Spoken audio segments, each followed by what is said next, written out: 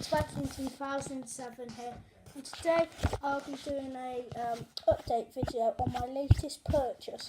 Today I went down to Kidderminster, which is about half an hour away from my house, to pick up this Hoover Junior. I can't remember the model number. If anybody could help me with the model number, that would be great. So it was £10. It's quite beaten up, so do people know how to get rid of that? If you do, please comment how to get rid of it. Is just see. I'm also making this of a before video. It has been probably done up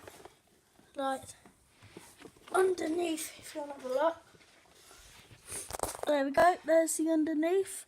If anybody could comment what it is, that would be great. I think it's a U102 something. I don't know, but I would like to know.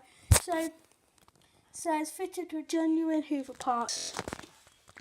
This is a before video, before it's cleaned up and stuff. It won't look the best once it's cleaned up. I'll try and get rid of as much of that as I can, but it'll be a nice one to add to my collection of Hoover Juniors and Seniors. Bye. Don't forget to like and subscribe. Bye.